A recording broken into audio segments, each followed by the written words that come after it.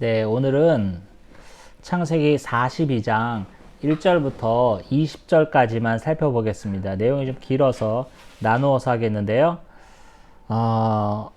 인생 역전이라는 제목으로 말씀을 나누겠습니다. 오늘 본문은 제가 1절부터 4절까지로 잡았거든요. 짧으니까 우리 한 목소리를 한번 같이 읽어볼까요? 1절부터 4절까지 시작. 그때에 야곱이 애굽에 곡식이 있음을 보고 아들들에게 이르되 너희는 어찌하여 서로 바라만 보고 있냐. 야곱이 또 이르되 내가 들은즉 저 애굽에 곡식이 있다 하니 너희는 그리로 가서 거기서 우리를 위하여 사오라. 그러면 우리가 살고 죽지 아니하리라 하매 요셉의 형 10사람이 애굽에서 곡식을 사려고 내려갔으나 야곱이 요셉의 아우 베냐민은 그의 형들과 함께 보내지 아니하였으니 이는 그의 생각에 재난이 그에게 미칠까 두려워함이었더라. 아멘. 네, 우리 2주간 박훈 목사님이 설교해 주시고 이제 석 주 만에 다시 창세기 강해가 이어지는데요. 벌써 이제 59번째 순서입니다. 41장에서 무슨 내용이 있었냐면 요셉이 바로의 꿈을 해석해 주는 장면이 나왔고, 그래서 이제 요셉이 이제 뭐예요? 1인지하 만인지상의 총리의 자리에 올랐다라는 내용과 또 그래서 또 버금수레를 주고 뭐 금 목걸이를 두르게 하고 뭐 했다 그러면 그런 엄청난 영광스러운 장면을 살펴보았어요. 그런데 이제 42장인데 오늘 보면은 1절을 보니까 야곱이 아들들을 불러놓고 막 호통을 칩니다. 뭐라고 호통을 치냐면 야, 애굽에 곡식이 있다는 소식이 있는데 니들은 어떻게 눈만 껌뻑껌뻑거리면서 바라만 보고 있느냐 그러는 거예요. 얼른 가서 애굽으로 가서 우리를 위하여 그 야곱의 식솔들을 말하는 거죠. 우리를 위하여 곡식을 사와라 하면서 막 야단을 칩니다. 그래서 이제 아버지의 호통에 못 이겨서 요셉의 형 10사람이 애굽으로 내려가서 이제 곡식을 사러 간다라는 게 이제 1절부터 3절까지의 내용이에요. 근데 여기서 중요한 거는 오늘 읽었던 본문 중에 하나인데 4절이에요. 4절에 보니까 야곱의 아들들 10명이 다 애굽에 내려가서 곡식을 구하기 위해서 내려가는데 누가 내려가지 않았어요? 베냐민만은 제외됩니다. 베냐민만은 제외되는데 거기서 이제 4절 뒤에도 나와 있지만 이제 야곱의 생각은 뭐예요? 재난이 베냐민에게 미칠까 두려워서 걱정돼서 야곱의 자식들은 다 보내놓고서 베냐민만 뺐다 이런 게 나와 있어요. 여기서 할 수 있듯이 여러분 중요한 게 뭐냐면요. 야곱은 철저히 라헬만을 사랑했습니다. 시작부터 끝까지. 벌써 라헬이 죽은 지도 오래됐죠? 그런데 지금 라헬이 낳은 아들 중에 요셉과 베냐민이 있는데 요셉은 벌써 어린 시절 17살에 형들의 모함에 형들의 그 작전에 의해서 미디안 상인에게 팔려갔잖아요. 야곱은 죽은 줄 알고 있고, 근데 하나 남은 거는 누구야? 베냐민이에요. 그 야곱에게는요. 벌써 뭐 요셉은 죽은 줄 알고 있으니까 그 사람은 뺄게요. 그럼 야곱에게는 지금 11명의 아들이 있어요. 야곱이 알고 있는. 요셉은 죽은지 사는지 아직 모르니까. 그 11명의 아들 중에서 진짜 아들로 생각하는 거는 베냐민 뿐이에요. 진짜 아들로 생각하는 거는 둘이었는데 하나는 요셉은 지금 형들이 죽었다고 보고했으니까 그 아비는 죽은 줄 알고 있는 거잖아. 그러니까 이제 베냐민만 이제 아들로 여기는 거야. 나머지는 뭐 곡식을 구하러 가다가 무슨 짐승을 만나든지 그래도 죽든지 뭐든지 별로 신경도 안 쓴다는 분위기가 있고, 지금 뭐예요? 이 9절 4절을 통해서 야곱이 정말 사랑했던 여인은 라헬 뿐이었다라는 것을 또 우리가 알 수 있습니다.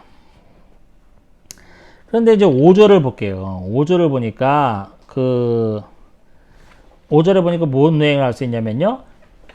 야곱의 아들들만 애굽에 내려와서 양식을 구하러 내려온 것이 아니라는 것을 알 수 있어요. 그 땅에 온통 기근이 들었어요. 지금 야곱이 살고 있는 가나안 땅에만 기근이 든 게 아니라 오늘 5절에서는 뭐 가나안 땅에 다른 사람들도 양식을 구하러 왔다라는 표현이 있지만 비록 가나안 땅, 비단 가나안 땅뿐만 아니라 고대 근동의 전 지역이 애굽을 포함한 전 지역이 다 극심한 가뭄이 있었다는 것을 알 수 있어요. 양식을 구하러 애굽에 온 사람이 한두 명이 아니었다는 것을 우리가 알 수 있습니다. 그게 중요한 거예요. 그래서 문헌에 보면요, 여러분, 문헌에 보면은 그 시절에 엄청난 기근이 있어서 그 고대 근동에 많은 사람들이 기근 때문에 힘들어했다는 그런 문헌이 있어요. 그걸 통해서도 알 수 있듯이 엄청난 기근이 진짜 들었다는 것을 우리가 알 수 있습니다. 자, 중요한 것은 뭐냐면, 자, 5절까지 살펴봤잖아요. 6절에 보니까 요셉은 애굽의 총리로서 그 땅 모든 백성들의 곡식을 지금 팔고 있어요. 꿈 해석대로 7년 동안 풍년이 든 것을 잘 저장해 누웠다가 이제 흉년이 드니까 이제 그걸 이제 파는 거예요. 곡식을 사러 온 사람들을. 그 총괄 감독 책임을 지금 요셉이 맡고 있음을 알 수 있죠. 그리고 이제 6절 뒤에 보면 뭐 어떻게 되어 있어요? 요셉의 형들이 요셉 앞에서 땅에 엎드려 절을 했다라는 표현이 나와 있습니다. 이제 곡식을 구하러 가는 입장이니까 아쉬운 입장이잖아요. 그러니까 이제 그 앞에 바짝 엎드려서 아유 제발 좀 곡식 좀 사게 해 주십시오 라고 이제 굽신굽신 하는 거죠. 근데 이것은요, 우리가 지난번에 살펴봤지만 창세기 37장에서 요셉이 어린 시절에 꿈꾸던 내용 뭐예요? 그 꿈 때문에 정말 형들에게 미움도 받고 그랬는데 형들의 곡식단들이 자기 곡식단 앞에서 절을 하다이다 이런 꿈 내용을 형들 앞에서 막 떠벌렸던 그 어린 시절의 내용이 있었잖아요.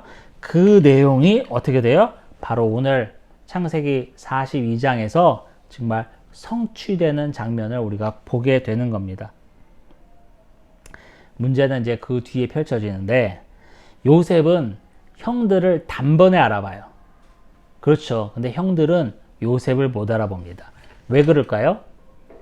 첫 번째, 요셉은 17살의 형들에 의해서 팔려갔어요. 아직 소년기가 많이 있는 얼굴이고 이제 대충 나이를 잡아도 뭐 30세의 총리가 되고 7년 풍년이 있은 후에 지금은 흉년 몇 년 차인지는 모르겠지만 적어도 37세가 넘었어요. 이제 장년이 됐단 말이야. 요셉이. 그러면 17살 때 얼굴을 갖고 있을까? 갖고 있을 수 있지. 하지만 많이 변했을 거예요. 또 지금 요셉은요, 애굽 땅에서 애굽 사람처럼 살고 있어요. 계속 형들 앞에서도 우리가 살펴보겠지만 애굽 말을 합니다. 통역을 붙여가면서. 그리고 애굽의 의상을 입고 있고 애굽의 총리로서 엄청난 위엄을 갖고 있는 호화스러운 복장과 함께 딱 봐도 그냥 권위가 느껴지는 그런 차림으로 헤어스타일뿐만 아니라 그 모습으로 형들 앞에 있는 거예요. 그러니까 형들은 어린 시절 철부지 그냥 아버지한테 자기들 고자질이나 하던 그런 철부지 동생의 얼굴로는 얘가 걘지는 모르는 거예요. 그런데 반면에 요셉이 17살에 팔려나갈 때 형들은 이미 성년이었어요. 이미 성인이었다고. 그러니까 이미 성인인 사람이 지금 뭐 십몇 년이 지났다고 얼굴이 많이 변했겠어요? 안 변하지. 뭐 나이 들어서 좀 퉁퉁해진 거 빼놓고는 안 변했을 거란 말이에요. 그리고 형들은 계속 그 다음에 또 유대인으로 살아갔기 때문에 유대인의 복장과 차림 그대로 있어요. 변하지 않았어요. 단번에 요셉은 형들을 알아봅니다. 그런데 형들은 알아보지 못했다라는 게 오늘 본문에 나와 있죠. 7절 보니까 요셉이 보고 형들인 줄 알았는데 모른 척 했다라는 나와 있어요. 그러면서 이제 더 엄한 목소리로 말하는 거죠.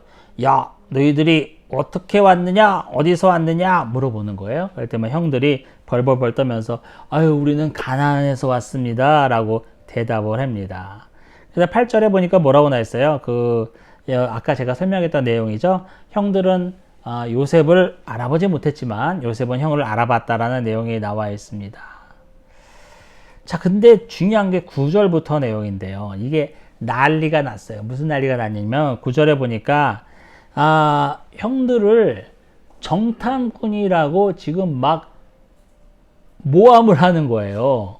양식을 끌어왔나이다, 가나안 땅에서 왔나이다 라고 대답을 했는데도 불구하고 아니다, 니들은 정탐꾼이다, 이 나라의 틈을 엿보러 왔다 라고 지금 모함을 하고 있어요. 형들의 입장에서는 지금 난리가 난 거예요. 지금 아버지가 당장 가서 양식을 사와서 우리 식구들이 굶어 죽지 않게 해라 하면서 그런 특명을 받고 왔는데 지금 양식을 사가기는커녕 정탐꾼으로 누명을 쓰고 집에도 못 들어가게 생겼어. 지금 벌어지는 상황이.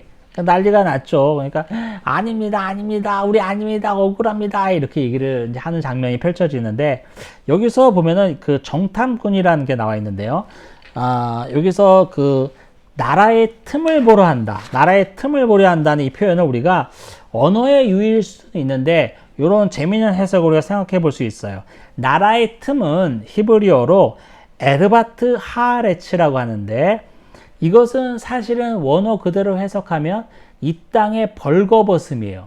나라의 틈을 보러 왔다. 이것은 원어로 보면은 이 땅의 벌거벗음을 보러 왔다, 이런 표현이라는 거예요. 근데 이 벌거벗음은 우리가 창세기 제가 9장인가요? 9장에서 함이 노아 아버지의 벌거벗음을 보았다라는 것을 설명할 때도 말씀드렸는데, 이 벌거벗음이라는 것은 단순히 뭐 빨개벗은 거 봤다 이런 게 아니라 뭐예요? 성적인 그 범죄함을 나타내는 거라면서 제가 그때 예를 많이 들었죠. 그래서 이거는 뭐냐면 요셉은 실제로 형들에 의해서 구덩이에 던져질 때 겉옷을 뺏기고 던져졌어요. 그렇죠. 그 겉옷에 염소의 피를 묻혀서 아버지한테 아버지 아들인 걸 보소서 라면서 죽었다고 보고를 했잖아요. 그러니까 요셉은요, 실제로 구덩이에 던져질 때 겉옷을 뺏겨버리면서 반나치 몸으로 던져진 거예요. 그래서 이 땅의 벌거벗음을 보러 왔다라는 표현을 통해서 요셉은 뭐예요? 형들에게 당신들이 거의 벗겨서 버린 동생을 기억하십니까? 라는 의미가 살짝 깔려 있다고도 볼 수 있어요.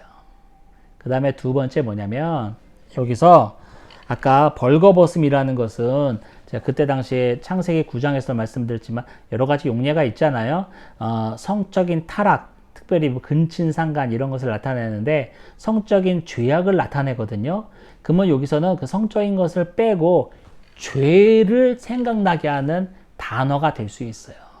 그래서 이 벌거벗음이라는 단어를 사용함으로 요셉은 자기가 거의 벌거 벗긴 채 구덩이에 던져졌음과 형들이 죄악을 범하지 않았습니까? 라는 내용을 안고 이 단어를 썼을지도 몰라요. 그렇게 우리는 해석할 수 있습니다. 아무튼 지금 형들에게 아니 지금 나라의 틈을 엿보러 온 정탐꾼 아닙니까? 아닙니까가 아니죠. 아니냐 하면서 막 다구치고 있는 장면이 계속 이어집니다. 그러니까 형들이 막 당황하는 거예요. 당황해가지고 뭐라고 하냐면은 10절에 보니까 주여 아닙니다, 아닙니다, 아닙니다. 당신의 종들은 그냥 곡물만 사러 왔어요 라고 얘기하면서 11절이 중요한데요. 우리는 다 한 사람의 아들들로 확실한 자들이니 당신의 종들은 정탐꾼이 아닙니다 라고 말하면서 자신의 진실함을 표현하기 위해서, 신분을 보장하기 위해서 사용한 단어가 뭐냐면, 우리가 지금 10명이 와서 이렇게 앉았지만 다 한 사람의 아들입니다 라는 것을 명시합니다. 이게 내가 정탐꾼이 아니라 단순히 뭐예요? 양식만 사러 온 사람이라는 것을 신분을 보장하기 위해서 쓴 단어인데, 여기서 한 사람의 아들, 한 사람을 주목해 보십시오. 자, 그 다음에 또 그렇게 합니다. 그랬는데 어떻게 되냐? 12절 요셉도 대단합니다. 계속 다그쳐요. 아니다! 니들은 정탐꾼이 맞다! 하면서 지금 계속 다그치고 있습니다. 그러니까 13절에 보니까 그들이, 그 형들이죠. 형들이 또 자신들의 진실함을 표현하기 위해서 쓰는 말들을 한번 13절 보세요. 우리들은 12형제로서 가나안 땅 한 사람의 아들들이라. 또 나왔네. 한 사람. 누구예요? 자기 아버지 야곱을 말하는 거죠. 아까 11절에도 우리는 다 한 사람의 아들들로 이런 표현이 있었잖아요. 똑같이 반복됩니다. 한 사람의 아들들이라. 막내 아들은 오늘 아버지와 함께 있고, 그렇죠. 베냐민 보내지 않았잖아요. 아버지와 있고, 하나는 없어졌나이다 라고 고백을 해요. 이거 중요합니다. 뭐냐면 안물이에요. 안물. 요셉이 물어봤어요? 야, 니네 아버지가 뭐하고 있냐? 니네 형제가 몇이냐 총? 집에 또 아들들이 또 있냐? 물어봤냐고. 안 물어봤어. 그런데 지금 도둑이 지발 저린다고 형들은 지금 막 모함을 쓰고 있잖아요. 억울한 누명을 쓰고 있잖아요. 이건 뭐예요? 요셉이 보디발의 아내를 겁탈하려 했다는 억울한 누명을 쓰는 장면을 연상케 합니다. 자신들이 억울한 누명을 쓰니까 지금 아버지는 양식 가져오라고 난리 쳤는데 지금 양식커녕 지금 아버지한테도 못 돌아가게 생겼어. 지금 누명 써가지고. 그러니까 묻지도 않은 말이 형들의 입에서 술술술 나와서 뭐 아버지 얘기 나오고 우리는 뭐 12명이었는데 하나는 지금 아버지 옆에 있고 하나는 없어졌어요. 누가 물어봤냐고. 그런 말까지 지금 술술술 하고 있는 상황이에요. 여기서 중요한 게 있어요. 뭐냐면 제가 강조했잖아요. 11절 13절에 한 사람의 아들, 한 사람이라는 말을 주목해야 됩니다. 이것은요 그냥 쓴 게 아니에요. 뭘 쓴 거냐면 사도 바울이 로마서 5장 19절에서 이런 표현을 썼어요. 한 사람이 순종하지 아니함으로 많은 사람이 죄인 된 것 같이 한 사람이 순종하심으로 많은 사람이 의인이 되리라. 로마서 5장에는 특별히 한 사람 한 사람이라는 그 표현을 많이 썼어요. 한 사람의 번제함으로 죄악이 세상에 들어오고 한 사람의 뭐 의로움으로 우리가 구속함을 받았다. 이런 식으로 사도 바울이 한 사람 한 사람이라는 표현을 많이 썼는데요. 이거는 뭐예요? 제가 예전에 창세기 앞에서도 설명한 거 있어요. 왜냐하면 첫사람 아담을 설명할 때도 설명했을 거예요. 대표성을 나타내는 거예요. 대표성. 이게 한 사람이라는 게 넘버 원, 한 명, 딱 하나 이런 뜻도 있지만 뭐예요? 모든 것을 대표한다는 의미도 갖고 있어요. 그래서 이 한 사람의 아들이라는 표현이 로마서에서 제시되는 인류의 대표를 나타내는 한 사람으로 죄가 들어오고 한 사람의 의로움으로 우리가 의인이 되었다라는 표현까지 연관시킬 수 있는 단어라는 것을 우리가 생각해 보면 좋겠습니다. 그래서 이제 난리가 났어요. 지금 형들은 그야말로 똥줄이 탑니다. 지금 양식은커녕 다 죽게 생겼으니까. 그래서 이제 요셉이 자 그러면 15절을 보니까 그러면 너희의 진실함을 나한테 증명할 방법이 있는데 그 방법을 이제 16절에서 설명을 합니다. 뭐냐면 야 그러면 너희 중에 한 사람을 아버지한테 보내서 막내 아들이 막내 동생이 지금 아버지 옆에 있다며 그 막내 동생을 데리고 와라. 그러면 니들이 말한 걸 내가 믿겠다. 니들이 정탐꾼이 아닌 것을 믿겠다라고 지금 요셉이 그 형들에게 제의를 합니다. 그런데 여러분 이게 형들의 입장에서는요. 아 그래요? 알았습니다. 당장 가서 데려오겠습니다 라고 딱 요셉의 말이 떨어지자마자 대답할 수가 없어. 왜 그렇죠? 암만 생각해도 자기 아버지가 막내 동생 베냐민을 여기까지 보낼 리가 없는 거야. 그렇죠. 형들은 평생을 살아왔잖아요. 아버지가 라헬의 소생 요셉을 끔찍히 사랑했던 것을 알았고 그게 꼴보기 싫어서 요셉을 버렸잖아요. 요셉을 버리니까 아버지한테 진짜 남은 아들은 베냐민밖에 없는 거예요. 나머지 10명의 아들은 아들로 눈에 들어오지도 않아. 그냥 베냐민만 아들인 거예요. 그 베냐민을 아버지는 아끼기 위해서 어떤 일을 당할까봐 곡식 꾸러 오는 이 자리에도 보내지 않았던 아버지인데 아버지한테 가서 아버지 여차저차니까 베냐민을 보내셔야지만 우리가 억울한 누명을 풀 수 있고 곡식을 사올 수 있는 일이 벌어집니다라는 보고를 했을 때 아버지한테 씨도 안 먹힌다라는 것을 형제들은 알까 모를까? 알지. 평생을 그런 상처가 있는데 아버지가 라헬의 소생들만 아들로 생각하는 그 상처와 물분을 형제들은 다 안고 있는데 지금 하필이면 요셉이 아니죠. 애굽의 총리라는 사람이 그 아킬레스건을 건드리는 거예요. 그를 데리고 와야 내가 믿겠다고 하는 거예요. 형들은 섣불리 대답할 수 없습니다. 이거 큰일 났다. 여기서 다 죽게 생겼구나. 우리가 양식을 못 가지고 가면은 우리 식솔들도 다 죽을 텐데. 막 5만 가지 생각이 그냥 싹 머릿속에서 스쳐갑니다. 그러면서 17절 보니까 그 요셉의 형들 10명이죠. 영들을 다 3일을 가둡니다. 여러분 우리 3일을 가둔다는 것도 참 어떤 의미가 있냐면요. 창세기 22장에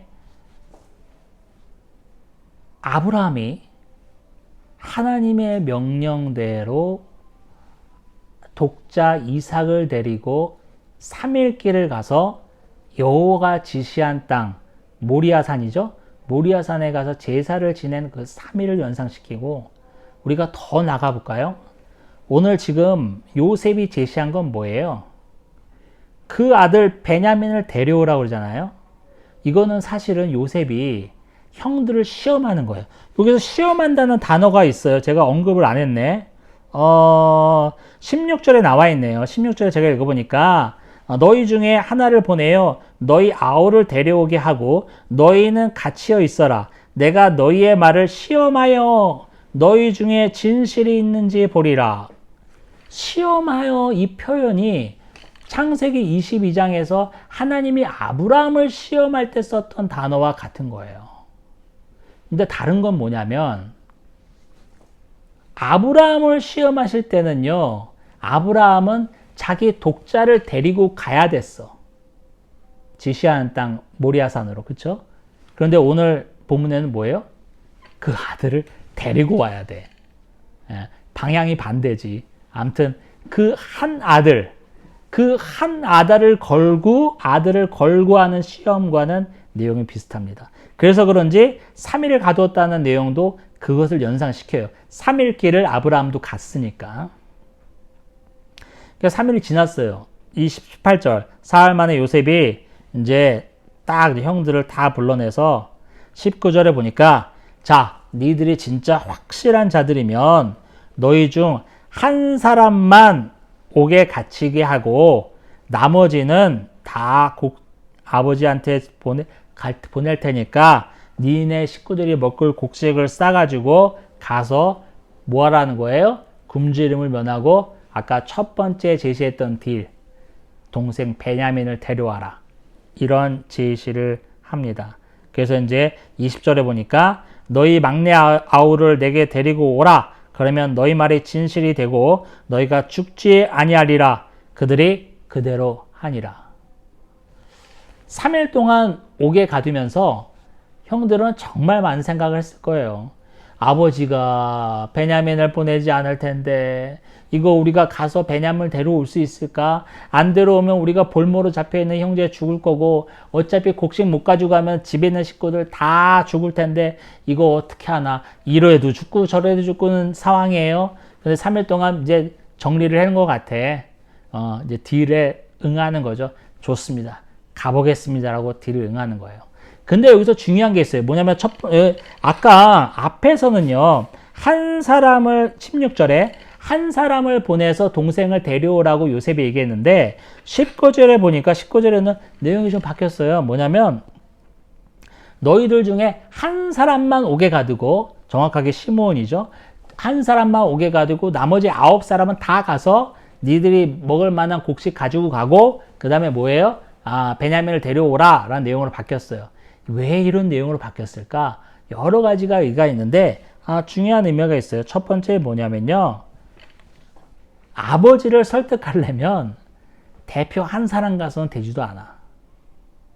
한 사람은 여기 볼모로 잡혀 있고 9명의 아들이 가서 아버지한테 읍소를 해야지. 아버지, 이게 처치에서 일이 이렇게 됐습니다. 이거 아버지가 마음 정하지 않으시면 어차피 다 죽습니다. 그래서 9명이 울고불고 내달려도 안 될 거라는 것을 요셉이 알까 모를까? 지 아버지를 알죠.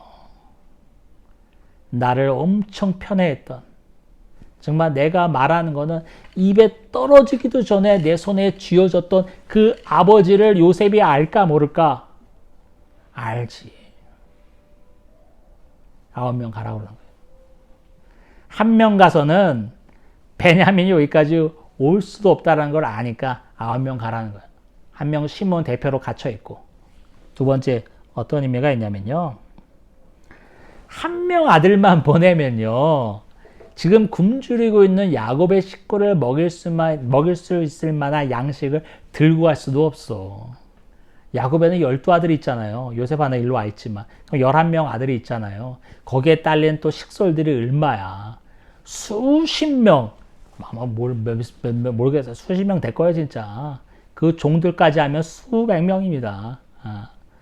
그들을 먹일 만한 양식을 아들 하나 보내서 채울 수 있을까? 아니지.